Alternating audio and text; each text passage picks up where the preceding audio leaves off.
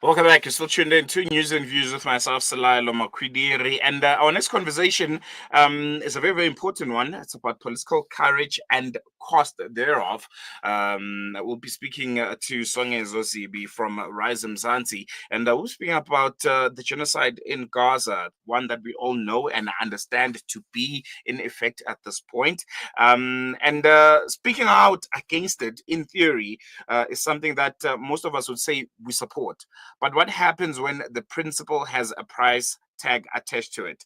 That's exactly what Rise Mzansi, one of South Africa's new political parties, led by Songezo Zibi, is grappling with. After vocally opposing Israel's war on Gaza, the genocide, the humanitarian blockade, and backing South Africa's genocide case at the ICJ, and aligning with the global boycott, divestment, and sanctions movement, the party has lost millions in funding, and has faced donor pressure and has been publicly accused of anti-Semitism by the South African Zionist Federation. But they haven't backed down. This morning, we're joined by Rise Mzansi President Songezo Zibi to unpack the political and moral stakes of standing with the people of Palestine, and how the party has responded to it. Mr. Zibi, thank you so much for joining us. Welcome to Salam Media. Really appreciate you giving us your time this morning. Good morning, and thank you very much for having me on. I think we can kickstart the conversation with, the headline. How being vocal about Palestine, being vocal when it comes to supporting that ICJ case presented by the South African government against Israel's actions in Gaza. How has that affected you? And looking at it, from all angles as a political party, as a movement, do you think you could have done things differently? No, thank you very much. There's been positives and negatives, believe it or not, out of this. The positives are this, that there are many South Africans from right across the spectrum, whether that's religion, race, age, who truly believe in our constitutional values, because we have a constitution that is based on the Bill of Rights. In South Africa, we have a constitution that is supposed to respect international law and so on. And the Palestinian issue for us is not a religious issue, is not anything sectarian, is a human rights issue. It's an international law issue. A Palestinian statehood is an international law issue. The right to self-determination for Palestinians, the right to life, which is entrenched in our own constitution, the right not to be subjected to cruel and unusual punishment, which are rights that we have as South Africans. Those are rights that Palestinians and other peoples all across the world deserve, is a simple human rights issue. And so it's not a difficult decision to take. And I'm happy to say that our support has been right across the board, including Jewish South Africans, which shows that principle also does have friends from right across the board. However, they were also negatives, and they continue to be. There were people who just outright were really upset with us, not even wanting us to issue a statement or to state a position, firstly, and secondly, wanted us to issue a pro-Israel position, wanted us to remove some of our colleagues like Irfan Mangera from our national executive structure, for instance, telling us to issue a statement against Cricket South Africa for that under-20 captain issue, and say that is anti-Semitic, which it was not. So the pressure has been intense, but like I'm saying, and that has come with loss of support, financial support, other material support, and so on. And that's what we've had to bear. I think, talking to you almost gives us a unique opportunity to get a bit of insight when it comes to political party support here in South Africa, and some of the conditions that have been set. If you can just give us a bit more insight on that, who are some of the major political party funders in the country, and the demands that they make, looking at the state of the country and how we positioned ourselves, whether it's locally or internationally. Do they make sense? And are there political parties that sometimes battle under that pressure of saying, we need money, we need the funding, and ultimately we'll speak the voice of the funders that are behind us?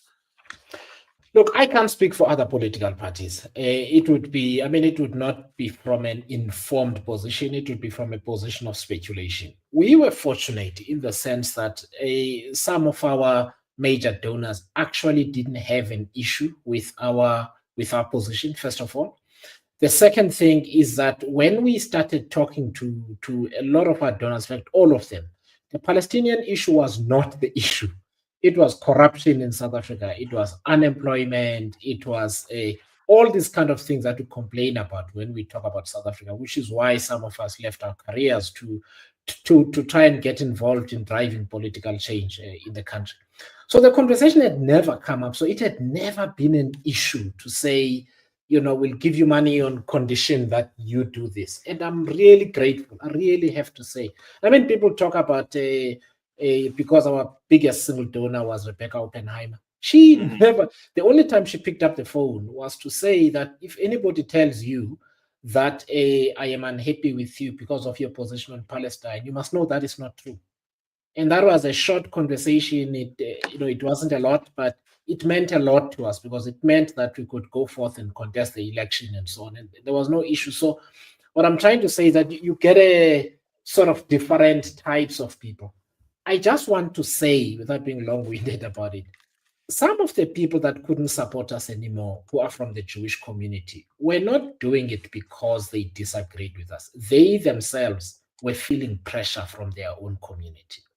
And I'm not an unempathetic person. It's, I guess for some communities, and I know as a black person, community means a lot.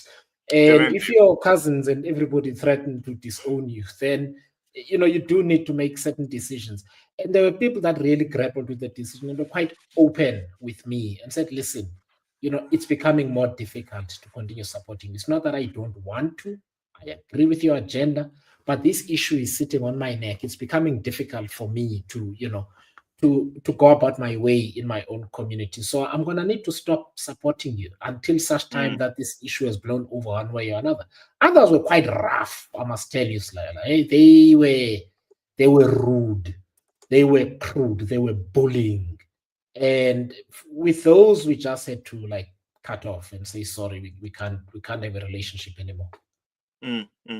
And speaking of rough, I think you've mentioned in some of your other interviews that you've also been accused of supporting Hamas. Yeah. Where do you think that narrative came from, and how damaging has it been for you guys? You know what? I mean, I'm a communication specialist and marketing specialist. I've done that for over 20 years.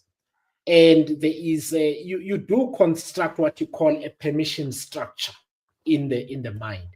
One of the things that emerged after October 7th was that anybody who basically was not in support of the manner in which Israel responded to that particular incident was said to be a supporter of Hamas.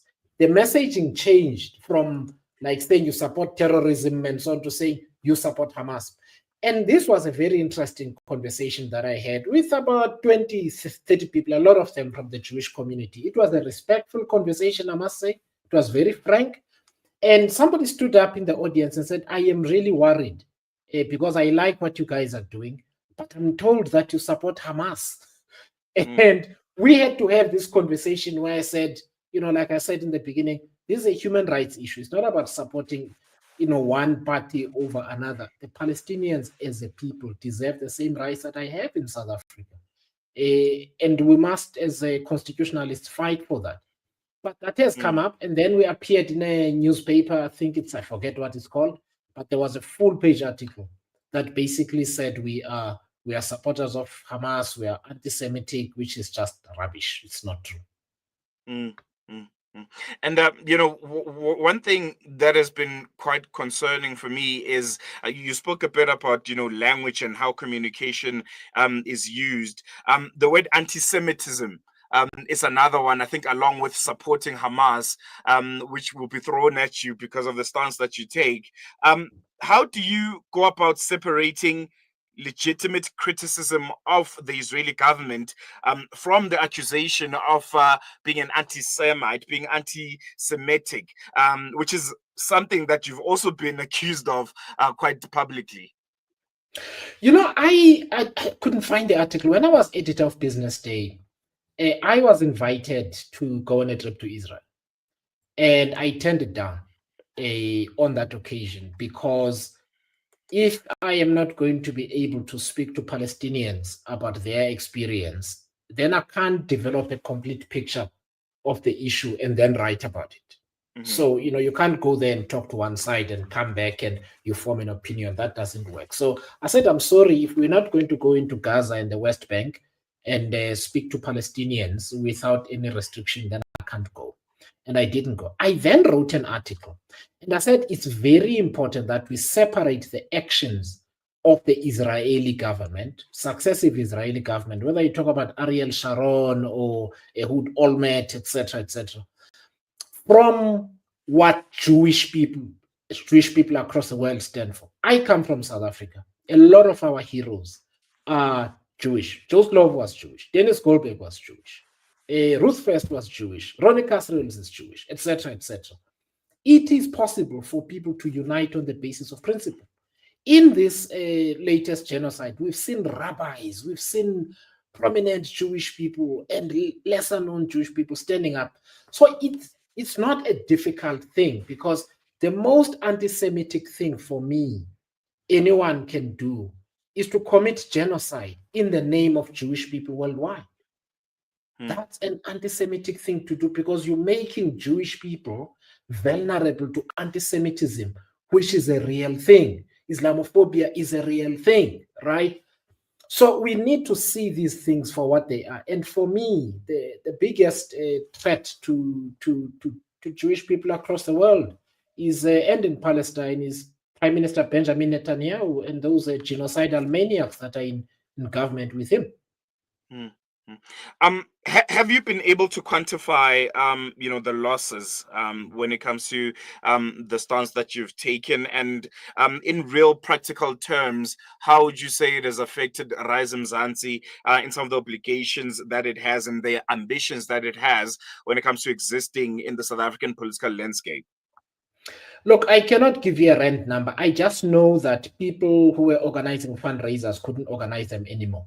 Right? People had started organizing fundraisers. People were helping with one or other thing, couldn't. People who wanted to give us more, even Black people, by the way, who are in business with fellow South Africans who are Jewish, suddenly, didn't want to be declared to be supporting Rise Mzansi. So instead of getting 500,000, you would get a 99,000 rand, because then they don't need to be declared. You know what I mean? Otherwise, there are going to be consequences for their business. And I'm also grateful that a lot of those people were quite frank with us and said, listen, it's going to mess up. I'm working on a deal. I'm trying to do X, Y, Z. A month ago, this was not an issue. Now it is an issue. If I do it, I'm going to enter into this conversation with my business partners, and it's not going to work, right? And you can't, force people to do that. So that's why I said it runs into millions, but I can't give you an actual number. I want to touch on something else which is quite important. I think leading up to the elections, the latest national elections that we've had, there was a lot of conversations regarding political parties, the ANC, for instance, of them using the issue of Palestine to almost, politic, to use it to gain favor with, South Africans, with the constituency. How do you respond to that performative activism that you probably might be accused of? The issue resonates with a lot of South Africans of color, which are in a majority when it comes to, being the voting populace. How do you respond to that? The fact that you are not really passionate about it, this is performative. You want to get more numbers in parliament. The ANC has been singing this song, and you're just jumping on the bandwagon.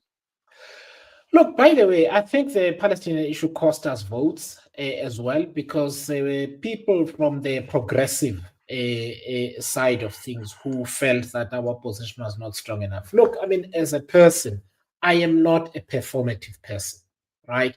I mean, I've told you that I refused a trip to Israel 10 years ago, basically, when I was editor of Business Day. I wrote in the same publication, I used my column to call out the tendency to say that people who support Palestine are anti-Semitic. I invoked Madiba, our constitution, and so on. But at the same time, I'm not the kind of person who's going to walk around with a keffiyeh. It's not because I don't support the Palestinian cause, right? But I am not that kind of person. As a person, I speak with my words. I generally speak in a measured tone, as you've seen. And some people don't like that. Now, do I know whether the ANC tried to milk it for votes? I think they did. One of the things I was concerned about, and I continue to be concerned about, is that we must also try and preserve South African unity on the basis of our constitution. South Africa is the only country where our brothers and sisters, regardless of religion, Christian, Hindu, Muslim, Jewish, fought in the trenches together, went to prison together, endured torture together, fought for this country that we have together. It's important in our language that we always place principle above everything else so that it's clear that we don't fall into sectarian divisions.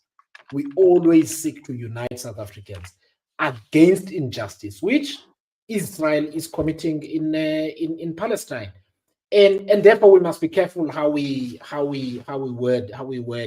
use our words. And I'm always trying and be measured because that's the type of person I am, and that's how I was raised. And some people, don't like that very much. Hmm.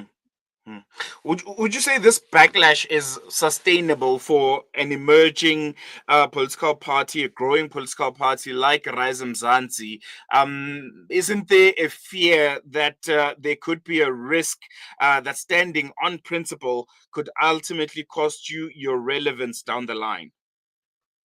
No, I don't think it will cost us our relevance. You know what? I mean, the one thing I have to say is that the people that were unhappy with us, and I'm sure that they still are, they're not any happier with us than they were then, right? I suspect that they've had a little bit more to think about now, given the extent of the genocide and just the total destruction of lives and the starvation of children and shooting children at food distribution points and so on. Maybe a few of them have had a thought. But you know what? There was a time, because the pressure was so intense, there was a time when I thought, this is the moment when I have to make a decision between sustaining and remaining rooted to who I am and what I believe and being involved in politics. And if it meant that if my colleagues believed, unfortunately they didn't, that maybe we need to take a transactional view, I would have quit politics rather. Fortunately, my colleagues never at any point believed you should take a transactional view on the matter. They chose to be on the side of principle, and that made it easier. And I'm hoping that South Africans will continue to try and elect leaders who try and stand for the right thing. I want to refer back to the African National Congress, who at the time when they presented the ICJ case, they were the government of the day. It wasn't yet a coalition. They still made up the government. So in essence, it was the ANC government which presented that genocide case at the ICJ against Israel. What do you make of that at this current moment? You said they could have maybe used it to milk support to ultimately use it as a ticket for the ballots. It's a reality now. We have to follow through on it. Just looking at it from your perspective at this current moment, what do you make of it? Should we be doing more on it? No, listen, I thought, if you want to deal with matters of international law properly, go to international institutions and use those international institutions to the best of your ability. The government did the right thing in that sense. You can go around shouting and, which is what everybody globally does, right? But to go to the ICJ, present a case, follow the established international channels, You can't fault someone for doing that. The fact that I think it coincided nicely with the election and needing to roll back support from certain communities who were otherwise supporting the DA back into the ANC. Hmm. Sure. But I spoke about international law earlier, and the following international like institutions like the ICJ is the right thing to do instead of doing some other thing that is not transparent. And I that's why we supported the government in that step. Mm. And just lastly, before I let you go, I think one of the consequences thereof of that ICJ case was falling out of favor with the United States of America. We saw, I think, this coordinated campaign to discredit South Africa, all kinds of accusations, allegations of a white genocide here in South Africa. We saw the tariffs. I think all of us can agree at this point that it's more political than it is economical.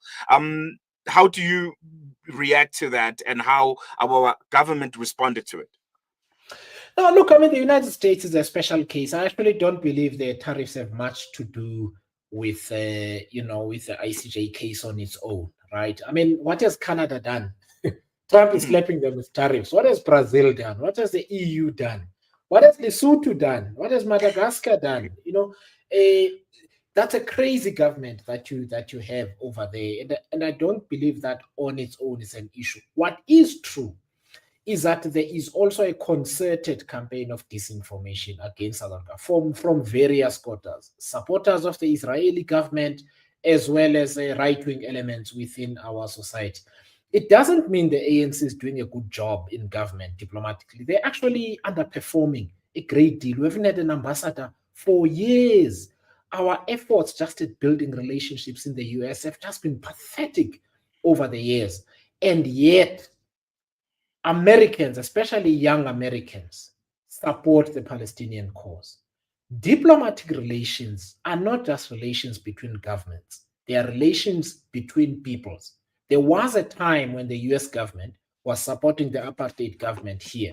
We had friends in the United States, in Congress, and everywhere who connected with us on that basis. What the ANC has failed to do in government is to appreciate and separate the American people from their governments and build relationships with people who stand on the side of justice. And there are many, we've seen protests in New York, in Washington, in LA, and so on. Why not expand relationships? And you can't if you don't have an ambassador. So Mm. there's been incompetence, certainly, and that makes me very unhappy. Mm. I think great to leave on that note, Mr. Songezo Zibi. Really appreciate you giving us your time. And I think, yeah, unpacking a very, very important, conversation around political party funding and, what kind of stance, is, one that can get you money in the simplest of Yeah. terms. Yeah, really, really appreciate it. Thank you so much. Thank you so much. I appreciate it. Thank you. That was Songezo Zibi, president of Rise Mzansi, opening up about the very real cost of speaking out, not just politically, but also financially against injustice in Gaza. And right now, the genocide that we are witnessing. And I think it puts a lot of questions, to mind. It makes you wonder about other South African political parties and how they maybe benefited on the stance that they have taken, or maybe not choosing to act and choosing to, be on the fence when it comes to their comments on this. We've asked numerous, political parties, especially leading up to the elections, about their thoughts on Palestine, and you'd get the PR answer. We support the two-state solution, da da da da, and it makes you think about them choosing not to be unequivocal when it comes to the stance that they can take on Palestine. Were they not brave enough to stand for justice because the cost was just too much? Because political parties in South Africa, I think, in a lot of ways, they are a mouthpiece of the elite. And what do you think of the comment that Songezo Zibi made about the African National Congress and how they could have probably used the Palestine issue to gain favor with the electorate, to get you to vote for them, because it was clear that they're going to lose votes. Do you care? What matters is the fact that they took a moral stance. When they were government of the day, they went to the ICJ, something no other government anywhere in the world has done before. Does it matter that they could have maybe used it as a performative electoral theatrics? I think there's so much to unpack when it comes to political party funding here in South Africa, and the conversation around Palestine and how the two intersect. You can give us a call on 01168000355, or you can send us a WhatsApp on 0617660355, and we can get your thoughts about what you think and what you feel. Otherwise, we're going to have our hashtag Fire Up feature with African Muslims Agency. This is brought to you by AMA, and this is a segment of the show, part of the show, where you get your weekly dose of motivation. And this time around, personal excellence coach and African Muslims Agency CEO Imran Chunara's topic is a very, very interesting one. He'll be talking about how, the topic is, are you a make it happen kind of a person, or are you a person who waits for it to happen? Take a listen. We'll be back with you after this.